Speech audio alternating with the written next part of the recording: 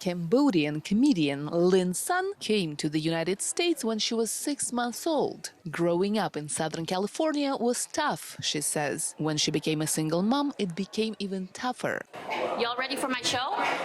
Come on! Then she discovered stand-up comedy. My dad he was abusive, you know what I mean? And he didn't know any better.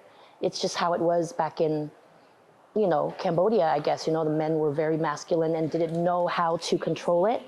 That's how I grew up, and I use that in my material. And I take that and make it funny. And it's gold because people like it when they connect with you, when you're real, when you're authentic, when you're yourself. Cambodia, the refugee camp with the starving people. Yes, I'm starving.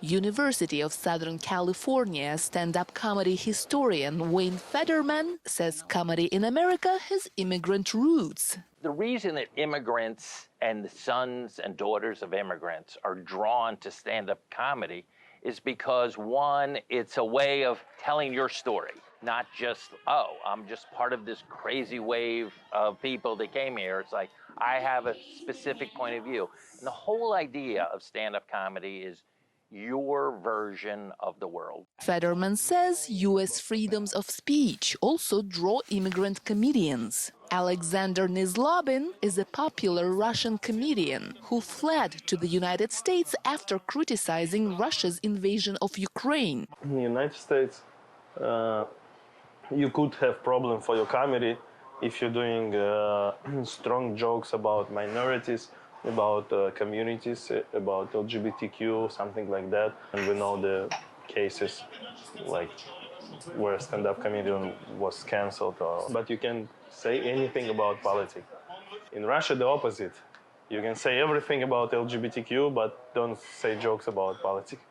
Nizlobin's group Stand Up LA caters to comedy for Russian-speaking immigrants. Ukrainian refugee Dmitry Adamov found some of the comedian's jokes offensive. My dad died back in Mariupol, and I couldn't go back there to attend his funeral. And now I can't go there and see my mother and my brother with his family. These jokes right now are not appropriate for me.